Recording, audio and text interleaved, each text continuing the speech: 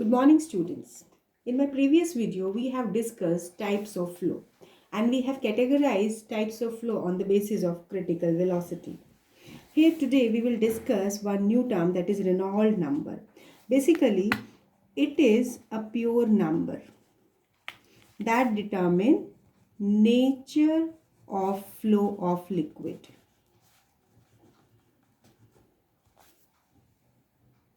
So Reynolds number, if we represent it by NR, if its value is lying between 0 to 2000, then it will be the kind of regular flow. So the kind of flow is streamline or laminar. Sometime in 1 mark question, there can be question on the basis of it. If the value of Reynolds number is greater than 3000, the flow is turbulent flow. Whereas when the value of NR is varying from 2000 to 3000, in that case the flow is unstable. Maybe it is streamlined and changing into turbulent, or maybe turbulent and changing into streamlined flow. So depending upon these values, this is unstable. Depending upon these values, we can determine nature of flow. We have already discussed critical velocity. It is given by, this is your K eta rho divided by rho into R. As if we have to represent it in terms of Reynolds number, this K is taken as the Reynolds number. So critical velocity expression in terms of Reynolds number, this can be written in like this. This is radius, and here sometimes it is used as a diameter. So at many places this radius is used, otherwise diameter is twice of the radius. Dimensionally it is same. So the value of Reynolds number in terms of critical velocity, it is determined by this relation. So this is the formula of Reynolds number. What is the physical significance of it? For getting its physical significance, as we know that Reynolds number describes the ratio of inertial force per unit area to the viscous force per unit area. So this Reynolds number can be taken as inertial force per unit area to the viscous force per unit area. As we know that consider a tube, मान लो हमने कोई tube लिया जिसका area of cross section A है, through which a liquid of density rho is flowing. So mass of liquid flowing per second through the tube, through the pipe. तो मास को अगर हम डेंसिटी की फॉर्म में लिखते हैं तो मास बेसिकली होता क्या है, volume of liquid flowing multiplied by density. See here we are talking about mass of liquid flowing per second, तो volume of liquid flowing per second. अब अगर हम लें वॉल्यूम क्या होता है A इंटू एच, लेकिन पर यूनिट टाइम भी है, पर सेकेंड की बात कर रहे हैं, तो ये हो जाएगा A into V into rho. This is a point which you have to understand. Whenever mass of liquid flowing per second, it means volume of liquid flowing per second multiplied by density. तो actually यहाँ h distance नाम की कोई चीज़ नहीं है, liquid flow कर रहा है with velocity v. Capital V हमने volume का symbol लिया है, small v for the velocity. I will just differentiate it. V for volume of liquid flowing per second and small v is the velocity of liquid flow. So now inertial force per unit area. अब inertial force को अगर हम major करें तो basically देखिए, force second law से अगर हम बात करते हैं, force is taken as rate of change of momentum per unit area. So that inertial force में हम बात करेंगे mass of liquid flowing per second multiplied by the, you can say that is velocity. क्यों, हम यहाँ पे अब rate of liquid flow, rate of change of momentum की बात कर रहे हैं. तो rate of change of momentum basically ऐसे होता है, दिस इज m. अगर हम इसको सिंपल टर्म्स में देखें, d by D T m into V. देखिए मास यहाँ टाइम के साथ वेरी कर रहा है, mass of liquid flowing with the time. तो बेसिकली यहाँ पर rate of flow of liquid per second it is given by rate of change in momentum. तो यहाँ m खाली मास रिप्रेजेंट नहीं कर रहा, mass of liquid flowing per second divide by area. अब मास की वैल्यू हमने निकाली है A V rho into V divide by A. So this is V square rho. This is inertial force per unit area. Let it be F1. Now viscous force. Viscous force is given by eta A. This is V by L. A viscous force per unit area is eta V by L. So here, as we are taking here Reynolds number, so here this is your inertial force per unit area to the viscous force per unit area, so it will come out to be V rho L by eta. So this is the expression for Reynolds number which we are expressing in terms of this.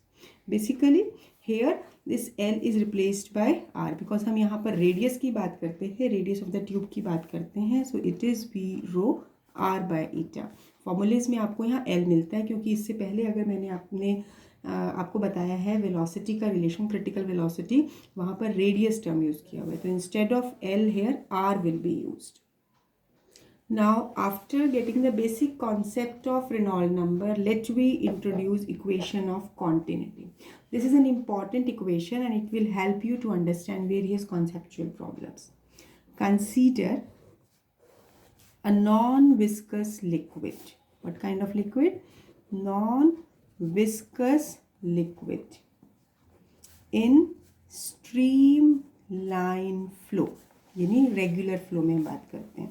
Through a tube, this is tube AB, through AB of varying area of cross section.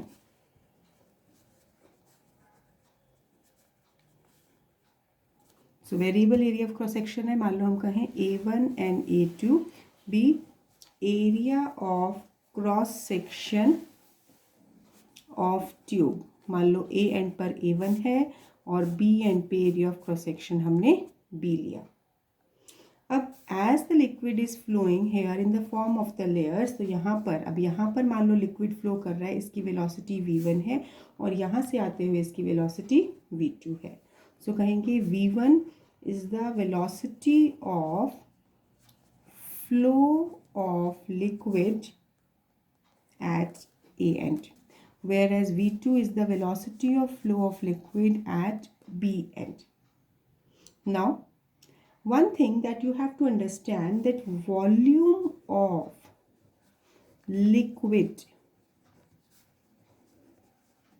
entering per second at A. Volume of liquid क्या होगा? Volume होगा, क्योंकि देखिए volume simple terms में formula क्या होता है? Area into height. लेकिन यहाँ हम कोई हाइट की बात नहीं कर रहे हैं, जबकि हम कह रहे हैं volume of liquid flowing per second. तो जहाँ भी हम ये बात करेंगे, अब डायरेक्टली हम फॉर्मूला H/T की जगह वेलोसिटी यूज़ करेंगे। So volume of liquid flowing per second at A is A1V1। Just make it a star so that you will have clarity of it कि यहाँ वेलोसिटी कैसे आया, क्योंकि distance per unit time is velocity. Similarly if we are taking that volume of liquid flowing per second at end is this one. Now अब इस फॉर्मूले को अगर हम यूज़ करें, so what can we say, that mass of liquid entering per second at end A, मास क्या हो जाएगा? Volume of liquid that is A1V1, और मान लो हम कहें कि यहाँ से ρ1 is the density of the liquid entering at A। Initially हम सभी पॉइंट्स को अलग अलग ले रहे हैं कि ρ1 is the density at an A। Now then mass of liquid leaving per second at an B। अब B पॉइंट पर क्या होगा, क्योंकि वॉल्यूम हो गई A2V2 into ρ2 is the density. तो वॉल्यूम हमारे पास कैसे निकाली? area into velocity, volume of liquid flowing per second multiplied by density. अब सबसे इम्पॉर्टेंट पॉइंट क्या है, जो सबसे यहाँ पर हम मेन कंडीशन लगाते हैं कि जितना मास एंटर कर रहा है उतना ही मास उस पाइप से बाहर जा रहा है. So it means there is no loss of liquid. There is no loss of liquid in the tube, and the flow of the liquid is steady, यानी it is a uniform flow. So क्या होगा, जितना mass enter किया है उतना ही मास exit कर जाएगा. Mass of liquid entering at section A is mass of liquid leaving at section B. Now, अब देखिए कोई लिक्विड अगर किसी ट्यूब में एंटर करता है तो basically we consume that if liquid is incompressible, liquid अगर इनकम्प्रेसिबल है तो उस केस में डेंसिटी ऑफ लिक्विड हर पॉइंट पर सेम ही होगी. So apply this condition here that A1 V1 rho equal to A2 V2 rho. So here you can write A1 V1 equal to A2 V2. It means at cross section A and at cross section B. At cross section A and cross section B यानी A1 V1 equal to A2 V2. और general form में कहें कि area into velocity is constant. So this is basically taken as equation of continuity. कई बार question आ जाता है prove equation of continuity. Equation of continuity का meaning क्या हुआ कि जिस पर्टिकुलर एरिया से लिक्विड मूव कर रहा है उसी का प्रपोर्शन यहाँ पर वेलोसिटी के फॉर्म में निकलेगा. इस इक्वेशन का मीनिंग क्या है, that A is inversely proportional to V, जिसको हम कह सकते हैं कि अगर, या ये कहें कि velocity is inversely proportional to area, यानी कि अगर किसी एंड पर area of cross section more है, यानी एरिया ज़्यादा है जहाँ से लिक्विड फ्लो करेगा, तो वहाँ पर velocity of liquid flow less होगा. जितना एरिया लेस होगा, एरिया लेस होने मतलब नैरोअर एंड होगा, नैरो ओपनिंग होगी, तो वहाँ पर वेलोसिटी ऑफ लिक्विड फ्लो मोर हो जाएगी.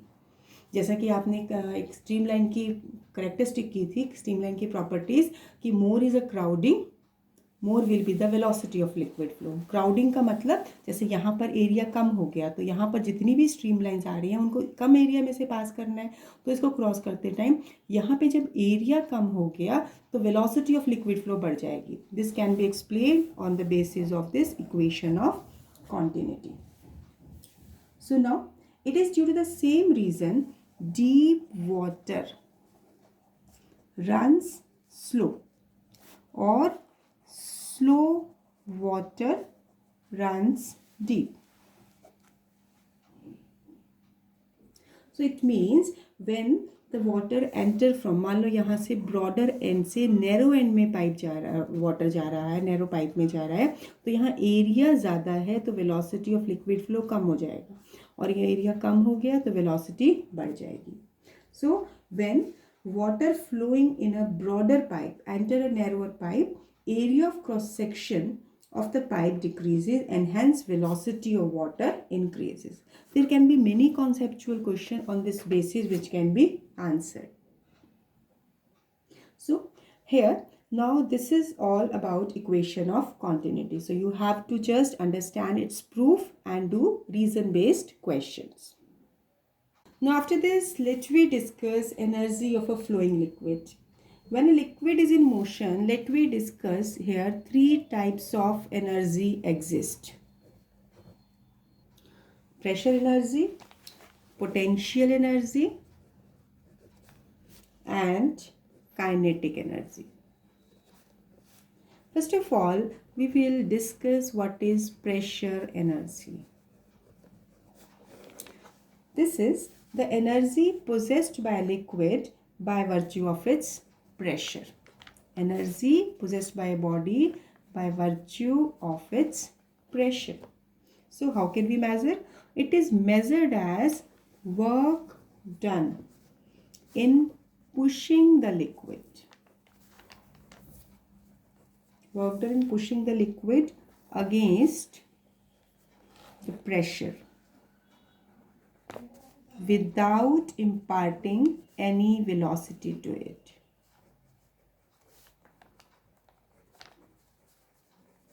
सिंपल टर्म्स में कहें, देखिए एनर्जी क्यों है, because of pressure. So work done in pushing the liquid against pressure without imparting any velocity to it. How can we understand it? Let we consider a container with a narrow opening. Let consider a liquid of density rho. It is contained in a vessel with a narrow opening at this end. Here on this end there is a frictionless piston of area of cross section A.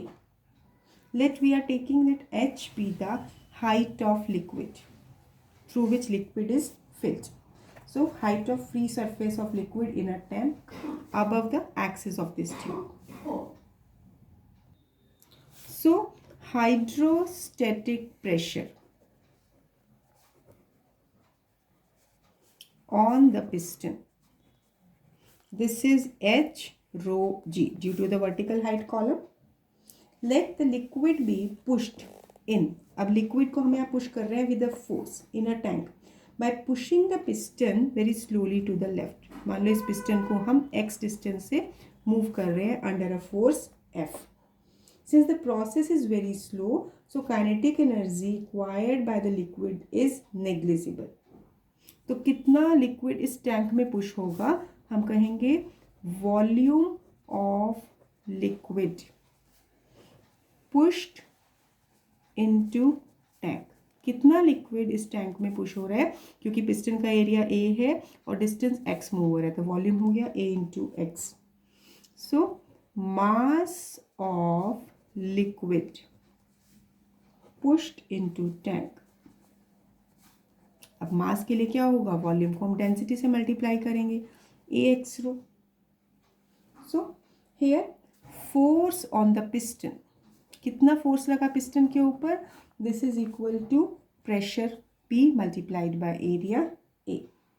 So now work done in pushing the liquid, कहाँ push कर रहे हैं, into tank.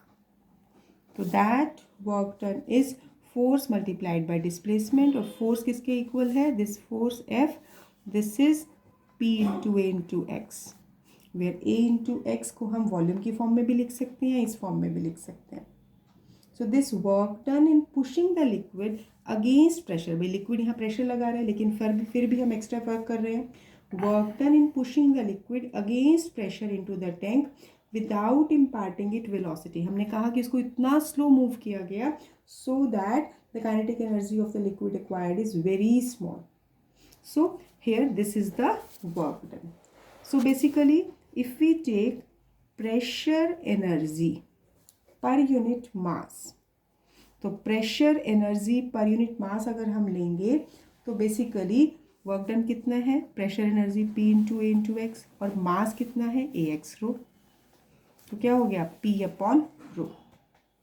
और अगर हम लें pressure energy per unit volume, तो क्या होगा P into A X divide by A X, that is equal to P. So pressure energy per unit volume of the liquid is equal to hydrostatic pressure due to the liquid. यानी ये जो हमने जितना भी concept किया है within the same concept, basically हमें ये समझना है कि जब भी लिक्विड फ्लो कर रहा है तो by virtue of its pressure that it is energy possessed by liquid due to the pressure existing on it. So pressure energy per unit mass is P upon rho, and pressure energy per unit volume is hydrostatic pressure. Similarly, we can explain the terms potential energy and kinetic energy of the liquid. Now potential energy, it is the energy possessed by a body, by the liquid, not body, due to the height or position above the surface of earth, या फिर हम कहें कोई भी reference point. So energy possessed by liquid due to its height. So potential energy of the liquid अब अगर हम कह रहे हैं लिक्विड h हाइट पर है तो पोटेंशियल एनर्जी हो जाएगी mgh. So here potential energy per unit mass अगर हम लें तो हो जाएगा mgh upon m. This is gh. And potential energy per unit volume, this is mgh upon v. Mass per unit volume, mass per unit volume हो गया density. So these are the terms that we are using directly.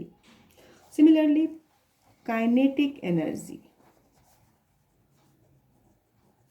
Kinetic energy of liquid, that is the energy possessed by the liquid due to its motion, due to its velocity. तो अगर kinetic energy of liquid की बात करें तो half mv square, v is the velocity, and kinetic energy per unit mass, this will be given by v square by 2 क्योंकि मास से मास cancel हो जाएगा. And kinetic energy per unit volume, this will be half mv square upon capital V, mass per unit volume density. So basic concept यहाँ पर जो हम समझा रहे हैं कि एक्चुअली जो हमारे नेक्स्ट टॉपिक है उसमें हम इन तीनों टर्म्स का कंबाइंड इफेक्ट स्टडी करेंगे. इसीलिए हमने इनको यहाँ पे बेसिक कॉन्सेप्ट समझ लिया है कि जब भी लिक्विड किसी पाइप से किसी ट्यूब से मूव करता है कि मोशन की वजह से काइनेटिक एनर्जी है, उसकी हाइट चेंज होती है, ट्यूब की हाइट चेंज होने से लिक्विड की हाइट भी चेंज होगी, so it will have some potential energy. और लिक्विड जब एक एंड से दूसरे एंड तक मूव करता है तो वहाँ प्रेशर डिफरेंस होता है जिसकी वजह से यानी कि प्रेशर एनर्जी भी एग्जिस्ट करती है. तो हमने तीनों टर्म्स यहाँ पर इंट्रोड्यूस करी हैं. Now next we are taking very important topic that is Bernoulli's theorem. First of all, we will understand what is this theorem, what is the statement, what is its proof, and later on we will study its practical applications. So, this theorem, it is an outcome of principle of conservation of energy. यानी this principle will remain valid here. What is a statement? Statement के लिए सबसे पहले हमें जो point ध्यान रखना है कि what is an ideal liquid. That is perfectly non-viscous and incompressible. It means वहाँ पर हम विस्कस फोर्स का इफेक्ट कंसीडर नहीं करेंगे क्योंकि आइडियल लिक्विड में विस्कस फोर्स एग्जिस्ट नहीं करेगा. और इनकम्प्रेसिबल का मतलब density of liquid at every point remain to be the same. So what is a statement? This theorem state, very important statement, just you have to learn it.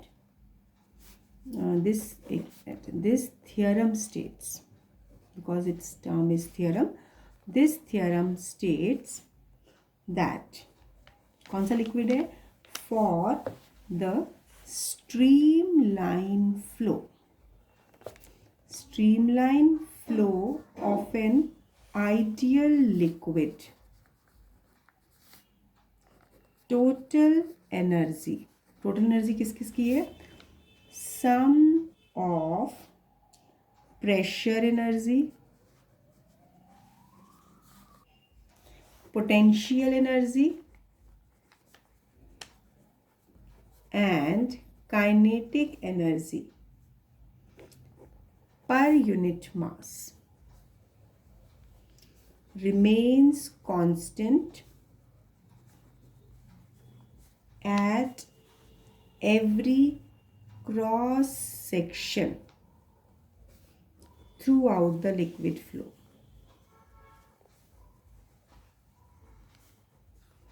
सो क्या क्या point cover करने हैं? सबसे पहले liquid का type कौन सा है? रेगुलर फ्लो है. For a streamline flow of ideal liquid, total energy में अब वही कॉन्सेप्ट हम यूज़ कर रहे हैं जो हमने तीनों टर्म्स इंट्रोड्यूस किए.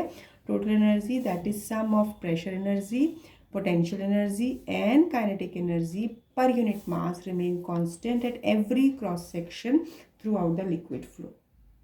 So as this liquid which we have taken, this is perfectly incompressible and non-viscous, even irrotational, यानी यहाँ पर हम रोटेशन की कोई भी बात नहीं कर रहे हैं. Liquid is flowing steadily.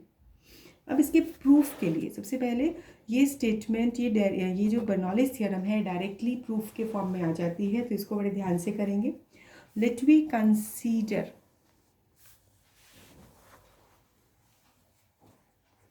a tube.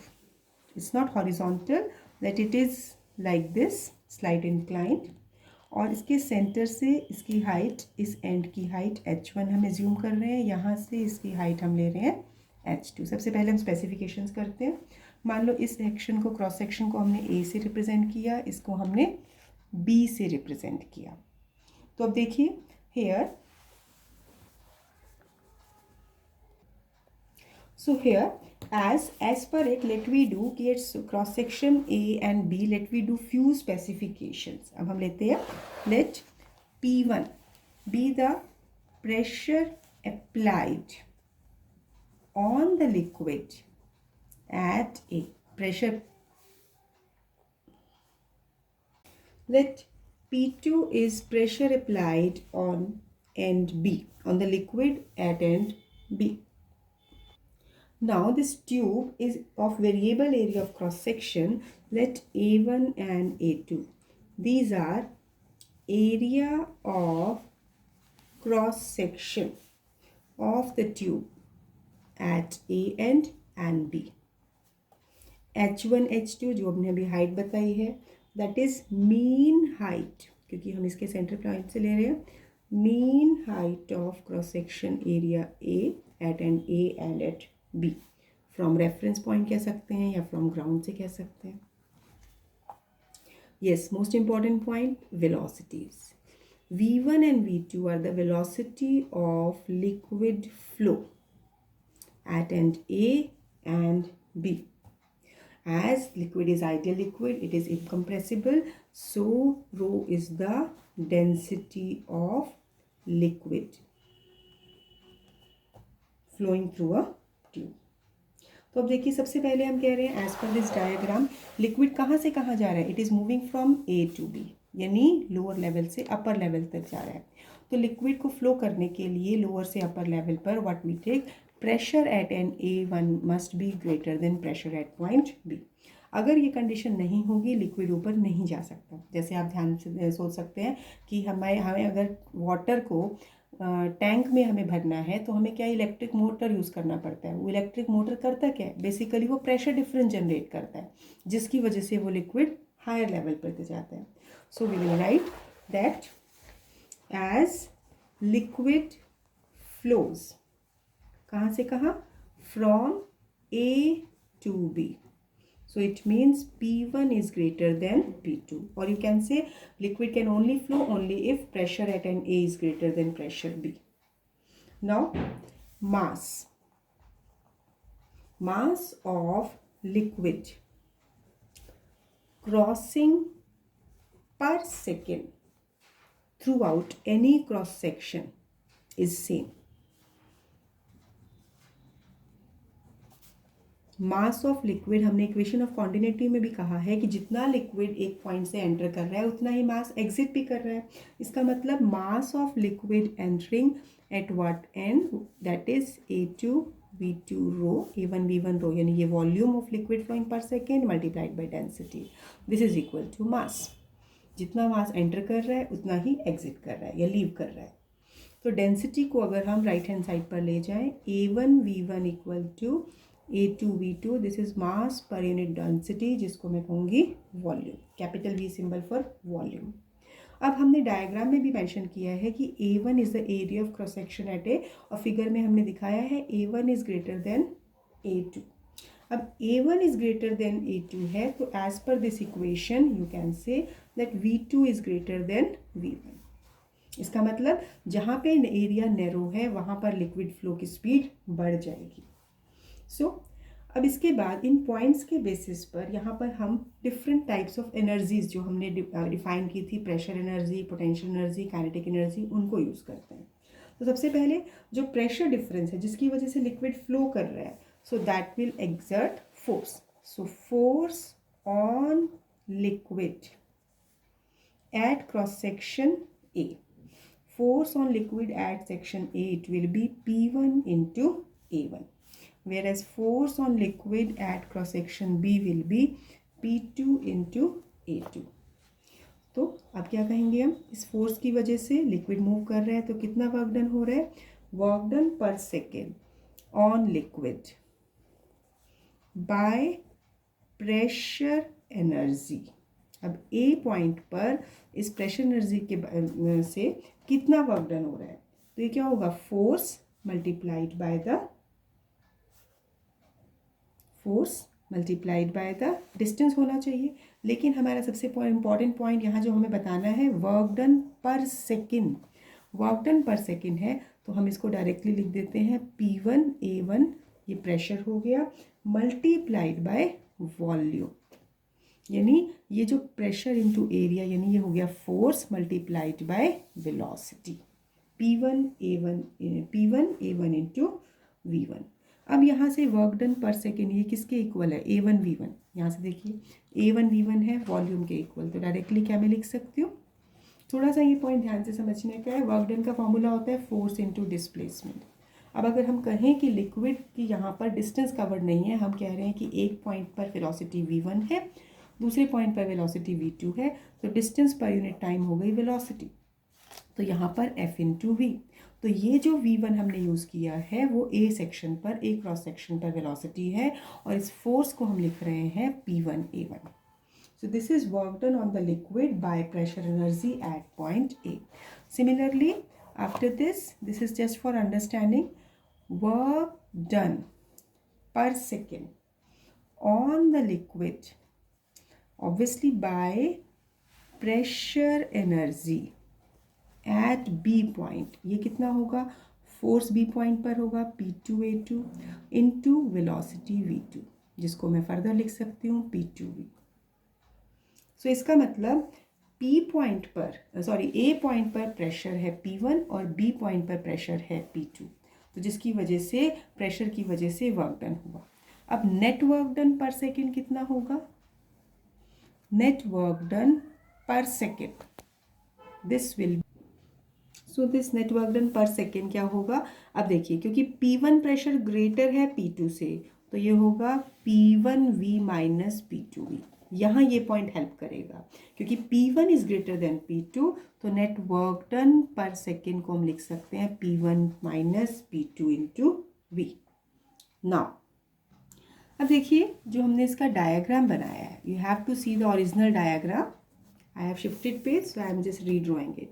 देखिए लिक्विड राइज कर रहा है H1 से H2 तक, यानी ऑब्वियसली ये हाइट ज़्यादा है ना, तो correspondingly as height increases so it will leading to increase in potential energy per second of the liquid. तो यहाँ पे लिखेंगे increase in potential energy per second of liquid.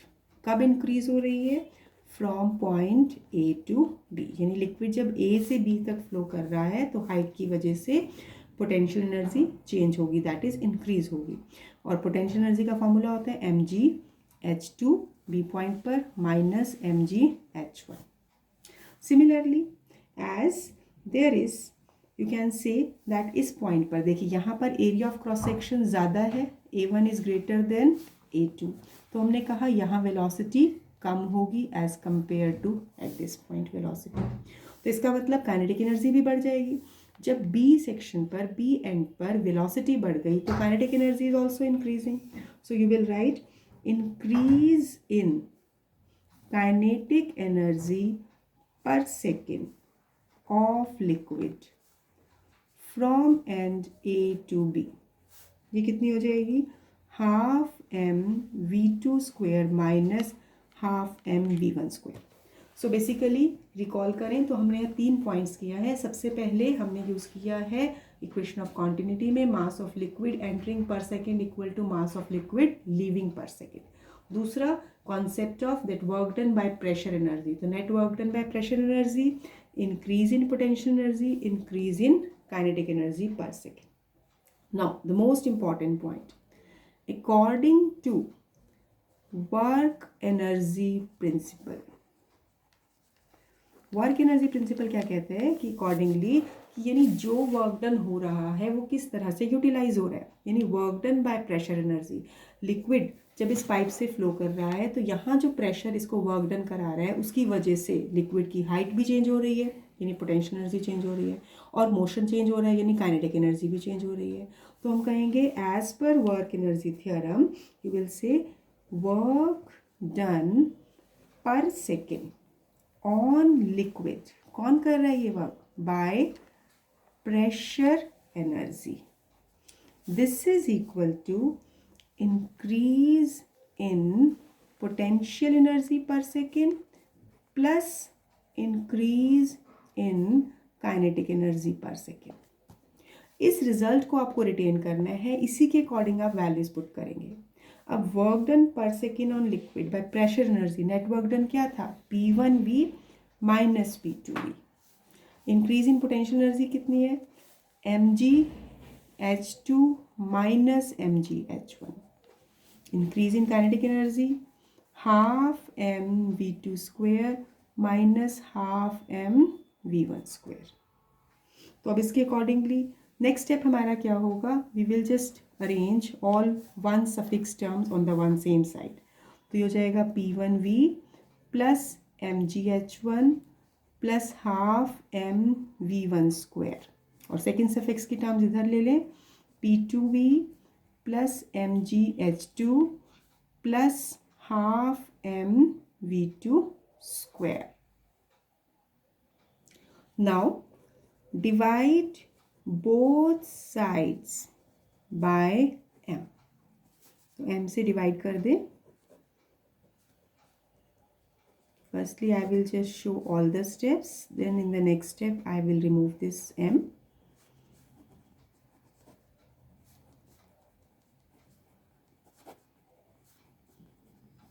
अब देखिए इसमें m factor will be cancelling out from these two terms.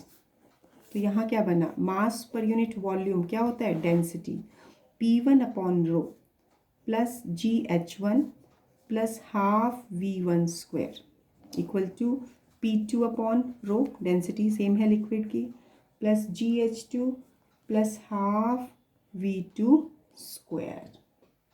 तो यहाँ पर अब हम देखें कि यानी क्रॉस सेक्शन ए पर टोटल एनर्जी इक्वल है energy at cross section B. तो अगर हम सफिक्स हटा के इसको जनरल फॉर्म में लिखें, P upon rho plus GH plus half V square equal to constant,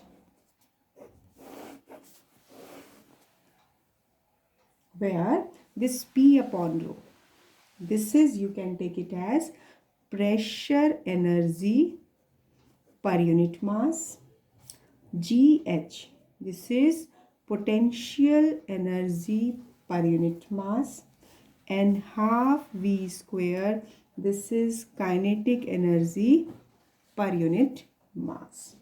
So basically we have obtained that pressure energy per unit mass plus kinetic energy per unit mass plus potential energy per unit mass remains constant. So today we have just introduced very important theorem, Bernoulli's theorem. So first of all just give it a written practice. सबसे पहले सारे steps को understand कीजिए और फिर उसके बाद इसको practice कीजिए.